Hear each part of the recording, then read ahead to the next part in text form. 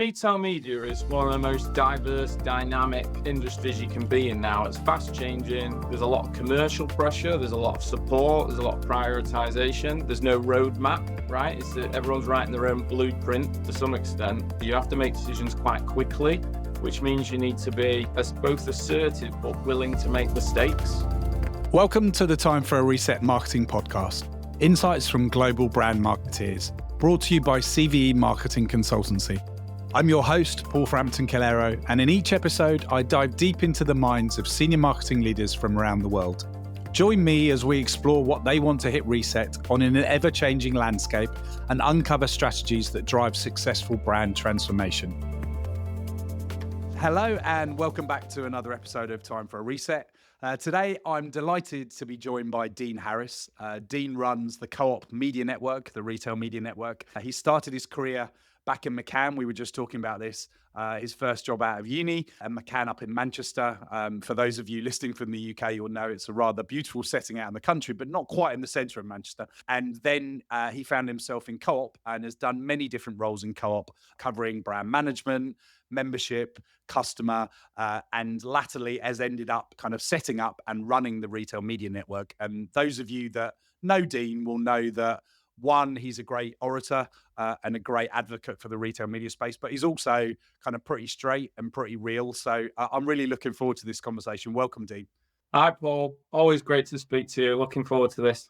Well, we always start in the same place, Dean, which is if you had this big orange button on the table and you could hit reset on something, what would you choose to reset? Yeah, it's a great question. And I thought about it quite a bit, but it's probably the assumptions we make behind our advertising decisions.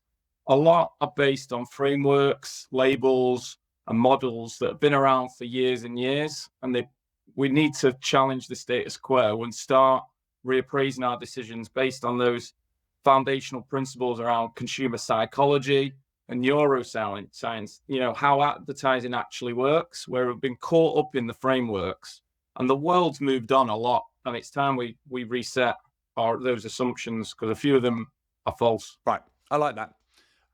Actually, interesting, the last time we saw each other was at Madfest, where Rory Sutherland always does a stint there. And he's obviously a big fan on the whole behavioral science, neuroscience thing. And at the end of the day, marketing really is about science. It's about social science, data science, marketing science. So I think we're kind of going through a period of scientific transformation in marketing anyway, aren't we? It's kind of interesting how often we forget that advertising is about shifting behavior and the brain works in a very particular way. So often people are quite dismissive of advertising and go, well, I don't respond to advertising. It's like, well, if you look at what happens in the elections, just by seeing lots of messaging, it shifts people's perceptions. And then suddenly people go, oh, maybe I do respond to advertising. So yeah, tell me a bit more about this kind of neuroscience thing. And I know you also kind of feel quite strongly around the importance of the emotive connection, and kind of not just the rational, but also the kind of humor, the kind of more emotional side of advertising. Yeah, exactly. Well, let's think about how we appraise a media channel and some of the assumptions that lead our decisions there. So that there's an assumption that a media channel can do one job. There's an assumption for a label about that job is decided on how far away the channel is from the point of purchase, right? If it's near the till, it's conversion.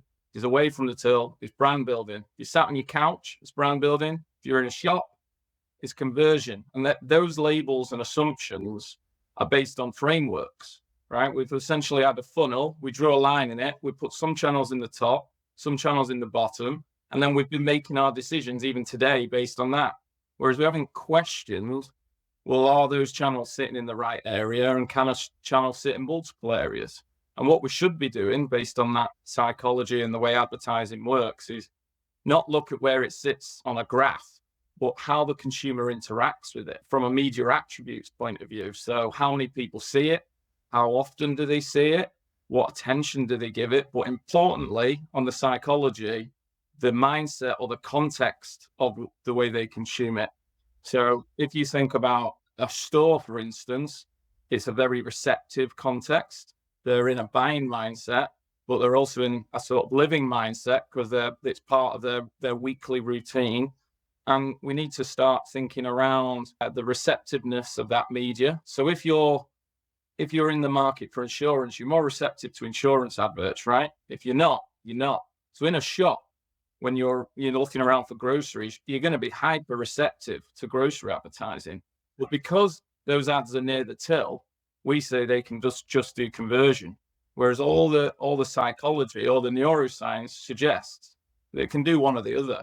And an ad should have one role, right? An ad should have one role, but a media channel can have multiple. And I think that's one of the big barriers that retail media is struggling to overcome, are these labels and assumptions that were suitable for 5 years ago, but they're not suitable for today. Very interesting. There's a lot to unpack there. And I definitely want to come back to the point about how retail media overcomes that, because you're right. There aren't many, even in the US, that actually operate in the upper part of the funnel yet today from a retail media perspective. But to your point, really all retail media is having the right data and context to be able to determine the propensity and the type of person so that you can put the right thing in front of them. And we all know that we make decisions in the moment, but we also have almost what I call ad stock, like things stick in our head and maybe come back at a later moment in time, and then you react as a result of it. But because it's not easy to measure that, and it's not a last click touch and all of that kind of stuff, I think you're right. We tend to focus on the things that we can easily measure and see, rather than actually understand how human behavior works, which I think is the point you're making. Yeah, definitely. Corp even made a point out of trying to measure the sales impact in rival stores, because that was the best way to prove that you leave our shop and that mental availability stays there, and you enter a rival store and buy the thing. So we even went to the extent of that just to prove that it wasn't just about being in the moment in the trip. But yeah, totally right. No, and I love that. I love that. One, I don't think there's many brands, retail media networks that would do that, right? So I think it was a leadership position you took, but also to your point, if you're spending, let's make it up, Pepsi's money in Co-op, just because they didn't buy it in Co-op that second, doesn't mean that they didn't walk down the road and buy it in McCall's, or they didn't buy it in Sainsbury's later. So marketing investment, to your point, in a particular bucket, if all you do is actually measure that particular bucket and whether that happens, and you don't look at the holistic, then you're missing a lot of the potential impact. Now, the challenge is, if you're sitting with a C-level audience, they're like, well, you can't assume that everything that happened comes from marketing either. So I think you've got to find the right balance, haven't you? I think you make a really good point. So taking it from two different perspectives, I mean, obviously you run the retail media business, but I'm sure you're very close to the marketing team as well. And Co-op has done you've done some new work on the brand proposition and how Co-op comes to market. And obviously kind of some of the brand activation that you do kind of up in the Northwest is really interesting.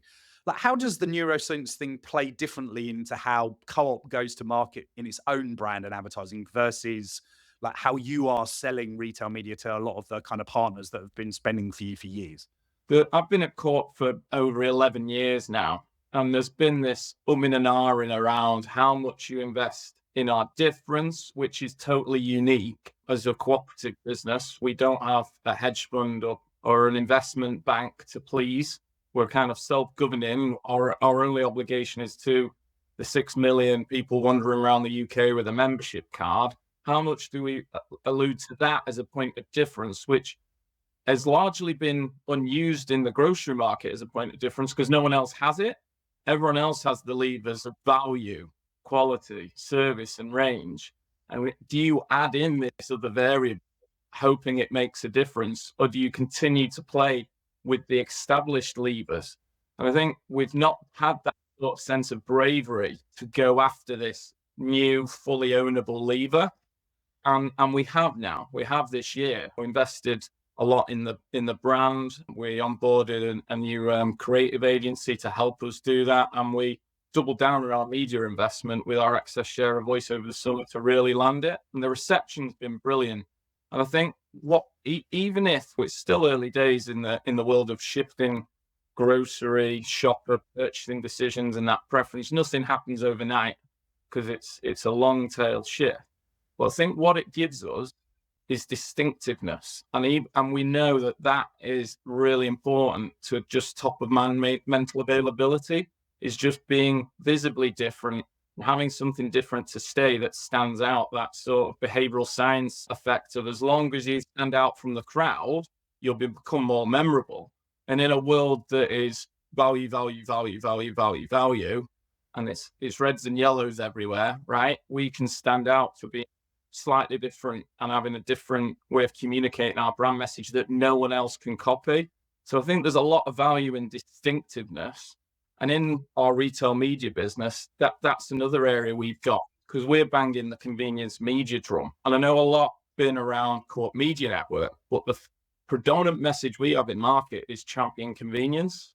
It's not championing co-op too much. It's the convenience shopper and all different aspects of convenience retail that, when you think about it through a media attribute lens, can actually pack a big punch and punch above their weight in terms of delivering against advertising objectives, because you've got that geographical reach, that high frequency, that unplanned mindset. The shops are in a rush, so they're more receptive. You've got those compact stores, so people see the adverts in those shops more times than on aisle 27 of a supermarket, for instance. So there's a lot of unique benefits. So what we've tried to do is take that difference and that distinctiveness and bring it into our retail media proposition.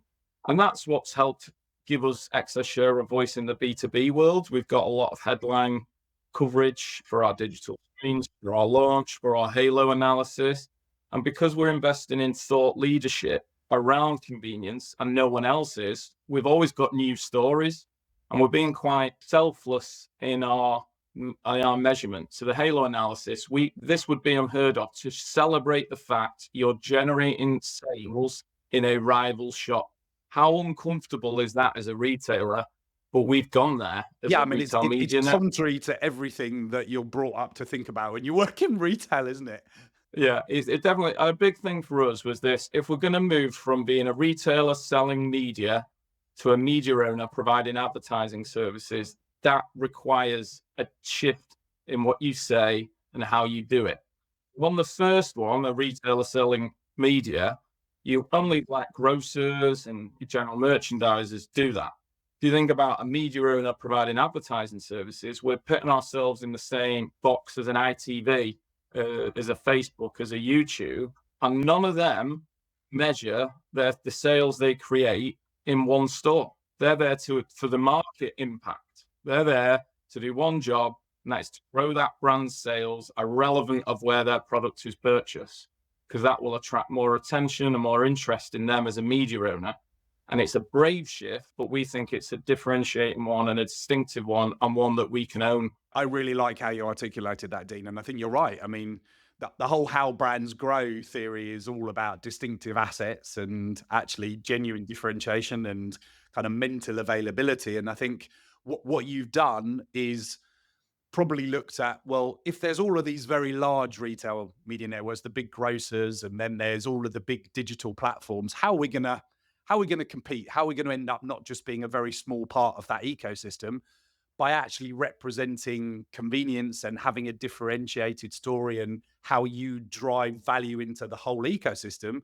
Suddenly, I think it has shifted the way that people think about kind of co-op. And I think it probably means that you get onto more media plans than you probably would have done if you'd just gone down the other route. And the other thing I really like is the fact that you've thought very purposely around what's the difference between being a retailer selling media and being a media owner that's kind of selling to brands and representing them in retail environments, because they're fundamentally different businesses. And you see across the world how different retailers and grocers have built their retail media businesses. Like, we do a lot of work in the States, and a lot have built it completely on the side, like to try and build it as only a publisher business. And then the challenge is it's not connected back to the core retailer. None of the data matches up.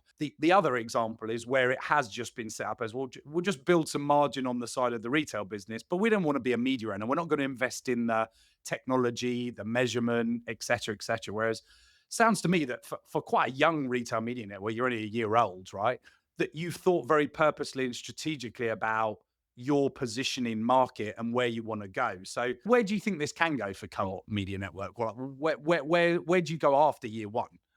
If I go, and I don't mind being open about your strategy, I think in the B2B world, it actually helps to be open. It's not like a consumer product where you see a Kit Kat advert on TV and they explain to you why they're telling you what they're telling you. But in a B2B world, I think it actually helped to talk about your strategy. So one was that mindset shift of retailer to media owner.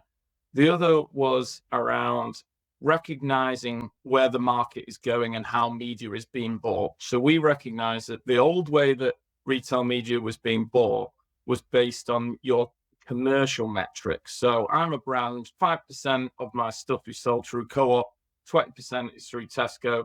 Tesco, you can have 20% of my budget. Co-op, you can have 5%. We recognize the shift towards media metrics as the decisions were made more by advertising teams and less by trading and commercial teams at brands, because that separation is now happening, isn't there? And we knew that media metrics would become more and more important. So we thought if we start championing our media metrics as opposed to just sitting in our retailer metric pot, we've got more chance to be the sort of sleeping giant in the room. So when you look at retailer metrics, you've got sevens in grocery in terms of size, 5.5% market share. You've got a loyalty base, which is probably third of Tesco's. And you go, they're not strong positionings to have in the way that the media used to be bought.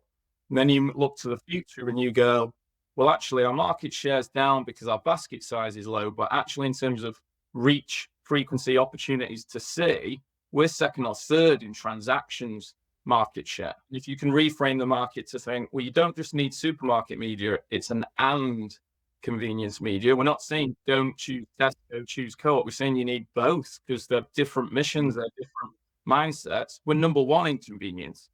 And in quick commerce, delivery apps, we're number one, the number one grocer. In meal for tonight, transactions and missions, we're number one. We have the highest volume of those transactions in the market. And we have the biggest loyalty base of convenience shopping missions out there. So once you've reframed the market, you've thought about describing yourself in media attributes, all of a sudden you become the top of the list in a media plan because we're saying convenience is a necessity because it's so different.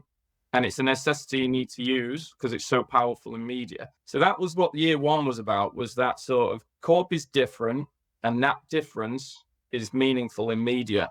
The next bit is around proving it. So we've started with the Halo analysis. We've been working on another piece of analysis with Lumen that will be out soon. And we're going to have a thought leadership plan that isn't going to stop. So we're going to constantly keep building up this reason for why those media attributes are powerful. The other thing we need to do is to slowly start making sure our promise performs even better. And that means investing in ways that will unlock convenience more tomorrow than we do today. So digital screens is an important one. Convenience, it's reactive to weather, pollen count, it's diverse, there's time of day, there's really critical. Cardboard and plastic in a shop isn't reactive enough. So the digital screens was a play on convenience as much as it was a play on accessing brand equity pots, which we know is an opportunity. So those convenience media unlocks are where we're going to place our money. Now, it's easy and faster to launch brand logo and a proposition. The slow stuff is the tech and capability. So that's next year. So I'm just seeing it as even more positive because the reception's strong based on what we've already got. You imagine if we start supercharging those assets even more towards our brand promise, it's going to look really good for everyone, us, shoppers, and brands. And your brands. Yeah, no, that makes a lot of sense, Dean. And you touched on the promises and like proving the value. And I know you've been quite outspoken about maybe the industry could have been slightly better at proving the value, the incrementality that it delivers rather than defending kind of what often some might see as brands see as high CPM. So, I mean, Co-op obviously has always had that community of proving and bringing value to its membership just in its DNA. So I can see why you guys would represent that kind of perspective. But what do you think about the whole industry? And like, if you're a CPG thinking about what's this industry going to look like, I think there's some that are like, well, of course it's the future, but equally I'm a bit concerned about, am I paying the right amount? Am I getting a fair deal? Like, how is this working? So I'd love your perspective on that if you don't mind. Yeah, I think there's two things. There's fairness and there's truths, I think. So I think you'll get some consistency through IAB standardization, and there's now a certification. So I was wondering when there'd be a time that there was a badge or a signal that brands would go, yes, I trust them now because someone else has vetted them, and it makes it easier for them. So there's a sort of a fairness that you talk about in methodologies, measurement principles, and you know that what you're being told is fair. And the other one is on truths. When retail media networks report new to brand, we've attracted X many new to brand. The brand actually doesn't realize that it's not new to brand, it's new to brand at our retailer. And there might be just a movement between retailers. So that I think you'll end up getting quite consistent measurement and performance metrics from a retail media network point of view. But then there'll be how do you do that across the market? And that will require more collaboration and more questions and potentially more stuff like the Halo analysis that Corb have done, and probably some headlines like, is closed loop measurement too closed? Because you're missing out on some of the other market factors. So I think there'll be a shift towards the certification to help brands trust different retailers. There'll be a move towards fairness because of that. And then ultimately there'll be the action on, you're saying that I've had £1 million of incremental sales, but I'm not seeing that, which might allude to one retailer's move trade from another. So yeah. No, I think there's some brilliant points there, Dean. And actually, for people listening, I guess there's some opportunity there if you're a startup to start thinking about how you might solve that cross retail media network conundrum. Because as per where you started, right, the marketing industry is good at kind of putting things in a box and going, right, we're great at this channel or this discipline, but really kind of you want to be able to understand like the cross impact. And then really what a CPG wants is to be able to go, okay, I know, like to your point, Tesco may have 20% of the shoppers, but if Co-op's got 15% of the value, then I need to know where to put that 15%. And you can question, having data is a good thing, but you really need to have the right data that's truly incremental. And like we often talk about, really you want to get to like incremental ROAS to really understand, like, can you genuinely say, but it needs to be therefore incremental in totality, doesn't it? Because if you don't understand that it's just shifted, someone shops in 3 places and they just shopped in that particular place that week rather than there, it's not net new. It's not, I'm not making any new money. I've just shifted from one retailer to another, yet I spent 50% more on my media investment. That's a failure. No, exactly. It's like finding £20 on the floor only to realize it fell out your pocket. So yeah. Right. What do you think about kind of moving forward? What do you think about the role that AI will play as you move into, I guess, kind of more kind of offsite and you move into digital screens you've talked about? Like how important, given the amount of SKUs, I mean, obviously you don't have as many SKUs as some of the big grocers, but you've still got a lot of SKUs. The complexity of, once you layer on what you just talked about from measurement cross industry, if you then do that cross category, cross kind of intra-category, all the different products, it gets quite complicated, doesn't it? And aren't we going to need AI to help us with some of that? Yeah, there's 2 areas of opportunity, I think, for Co-op with AI. One will be around operational efficiency to make things faster and easier for brands. So as campaign volumes go up, the number of clients go up, the number of channels goes up, you're dealing with complexity that might slow down speed to market or effort in decision making. So anything from, in all our evaluations, there's some commentary applied. So we don't just share the numbers of the performance. We'll go, what does this mean and what should you do about it next? And that requires a human to review and think. So an AI could do that. And instead of a human writing it from scratch, a human's just checking that this aligns and you're saving time. So that's one area we're considering because we do thousands of evaluations a year. Right. The other, which I think will drive more significant value in terms of return on investment, is through media planning. So what touch point to use, how much to spend it on, if it's a store-based campaign, which stores are optimum, because the amount of data we've got historically is significant. Thousands of campaigns a year, hundreds of touch points, dozens of external factors like weather, location, brand objective, category. It's too much for a human to fully absorb every single time. So I think in terms of saying a brand approaches us and go, we want to do a campaign this year in June, what do you think? AI could massively superpower the speed and the effectiveness of reviewing all the historical activity, and potentially even overlaying it against future things like the way sales lines are going, the way that category is moving, the weather forecast, all these nuances. We as a human being haven't got the ability to compute it all, whereas AI does. And that's going to be one of the powerful areas we implement, I think.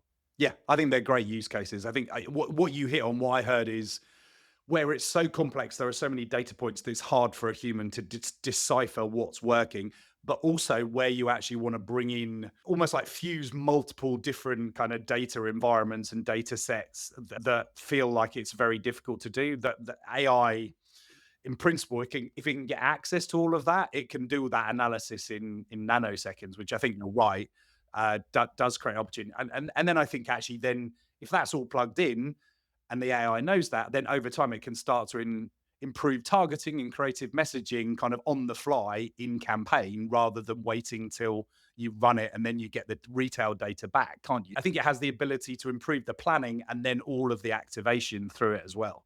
Yeah, and that's just tactically. You can imagine it could even lay down an annual plan for a brand. Could even say what's the opportunity, what the perfect times of year for you to invest your annual media money with co-op.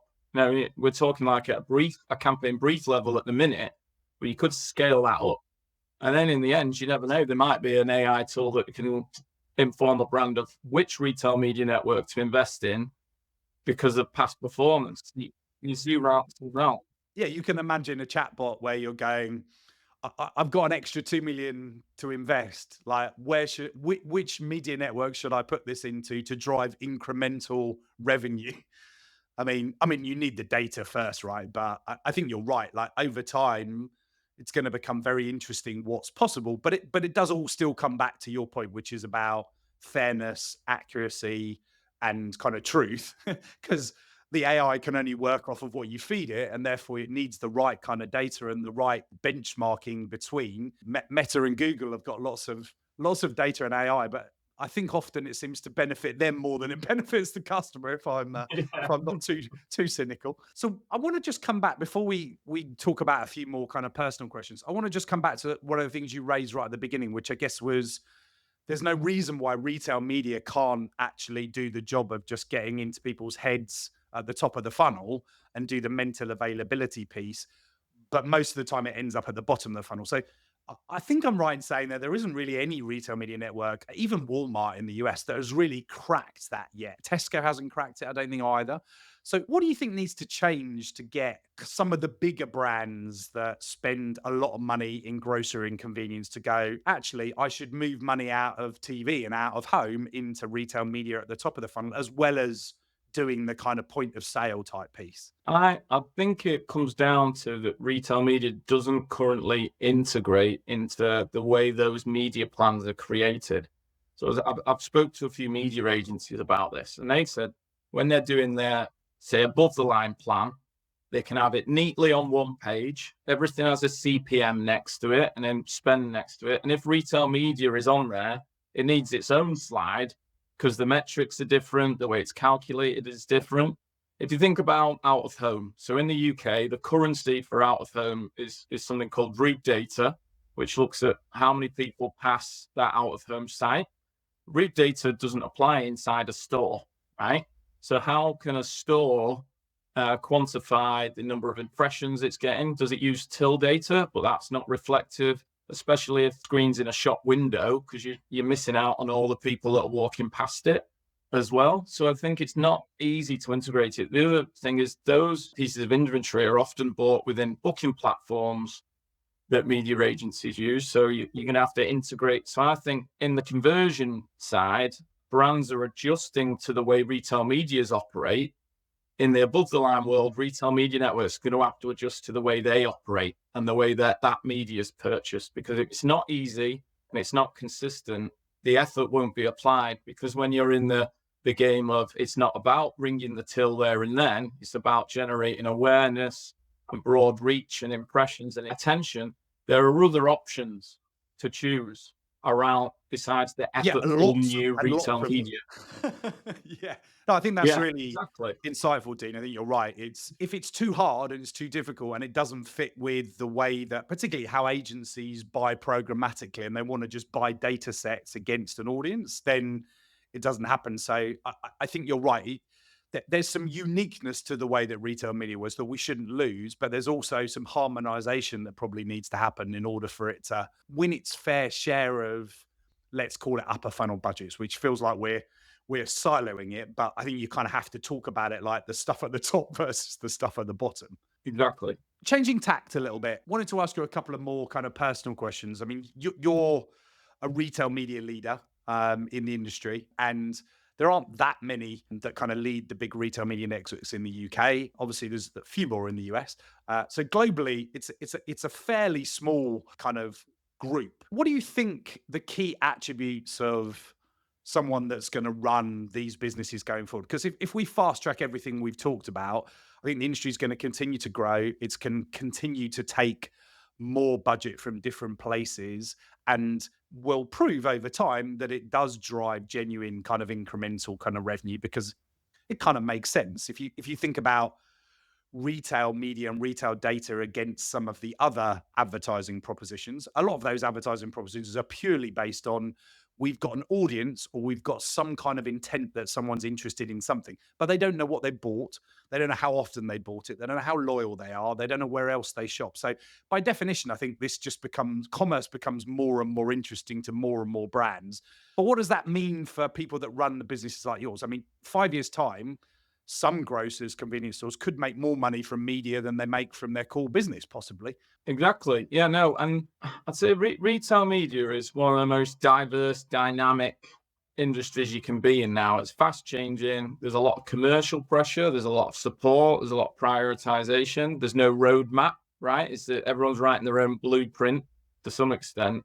So you start to distill that into leadership qualities, and you end up in this world where I think there's three that are important. You've probably got simplification. So in how do you, as a leader, make all this noise and all these opportunities and all these different aspects, different stakeholders, different roads you can walk down, simple for your team, for your leaders, for your clients, for your partners, because you have to distill it a little bit. And you see some of the other retail medias are really good when you hear them do that, like Nick at Tesco and Amir at Nectar. They're always distilling it down, saying simply it is these three things, when really the complexity is massive. So that ability to simplify your proposition and your strategy to your people and externally. Decisiveness is another one. Retail is known for being really risk averse and seeking almost really safe bets in decisions, because the margins are so slim. If you get it wrong, you're in a bit of a pickle, right? Whereas we can't be too patient in retail media. You have to make decisions quite quickly, which means you need to be as both assertive but willing to make mistakes. And that can create a sense of discomfort in a leader, but you have to be able to make the decisions. There is no roadmap. This is uncharted territory. There's not too many people you can copy off, because the moment you start copying, you're already a year behind, right? And the last one is around discipline, I'd say. So you've got to be, you're not distracted by the new and shiny stuff. You've got to stay true to your strategy, your proposition, what you have said is important. And that's critical for both ensuring you don't get too diluted in the long term by having too many things, but also so that your team understands what it is you're about and what's important in terms of the prioritization. So I'd say simplification, decisiveness, and that discipline, because it is really hard to say no to stuff, because there's so many good ideas around there, but you have to. That's a really brilliant way of summing it up, Dean. I think you're right, because He is very entrepreneurial. You have to have some bravery. And bravery is as much deciding not what to do, as you say, as deciding what to do. Because I bet you get 20 new people pitching you new retail media ideas every week. And you could get lost just going down rabbit holes that don't actually provide value. So I think the discipline point is a really good one. And based on that great advice, I'm going to ask you one last question, which I ask all my guests, which is, when people listen to you talking here and see you presenting on stage at various conferences, they're probably like, well, Dean's got it all together. If I want to be a retail media leader, I haven't got the same attributes. Like, I'm pretty sure that you're working on stuff to improve, whether it's your leadership style, your presenting, or how you interact internally. Could you maybe just be vulnerable for a second and talk about some of the things that are still a work in progress for you? Yeah, I've got a clear number one, which is that my communication and speaking skills. So before Court Media Network launched, we didn't really have a brand to promote. So we weren't out in the market now. So I essentially went from talking about retail media internally to being on podcasts like this, at events, at conferences, almost overnight. In the previous 12 months, I'd done maybe 1, 2. In the last 12 months, I've done over 30, right? And 7 keynote presentations. And I've been learning as I've been going. And I've had a mentor. I got a mentor in January. And investing in audiobooks, in reading books that resonate. So that's a big focus area, because despite what you see on a stage, the legs are still shaking, the hands are still shaking, and there's an awful lot of prep from not just me that goes into the way those are designed, how they're articulated, and delivery and the content preparation can make or break whether someone remembers what you're going to say or not. So yeah, I'm investing more and more time, because I think in our industry, it's really important, both internally and externally, to be able to convey your ideas really clearly. Excellent. Thank you for sharing that. I appreciate it. And look, this has been a really great conversation, Dean. It's been very refreshing, very candid. And yeah, I think you do a very good job of bringing a fresh, brave, disciplined kind of approach to kind of retail media. And I'm sure those listening will have found this really insightful. And it's one of 4 or 5 different kind of retail media kind of podcasts we've done recently. So I think there's some great ones out there with Amir from Nectar, yourself. So hopefully there's a different kind of perspective coming from the market. And I think it just shows how interesting and hot this part of the market is, that there's so much diversity and so much interest to kind of understand what's coming next. So all that remains really is for me to thank you for your time. No, I've loved it. Thanks, Paul. Pleasure to see you. Speak soon. Bye-bye. And that's a wrap for this episode of the Time for a Reset Marketing Podcast. Insights from global brand marketeers. Brought to you by CvE's Marketing Consultancy. I've been your host, Paul Frampton, and I hope the insights shared today will help you reset and refine your strategies for successful brand transformation. We'd love to hear from you. If you're enjoying Time for a Reset, please do leave us a comment or a review on your preferred platform, and subscribe to be the first to know when a new episode drops. See you next time as I chat with another senior marketing leader. See you soon. Bye.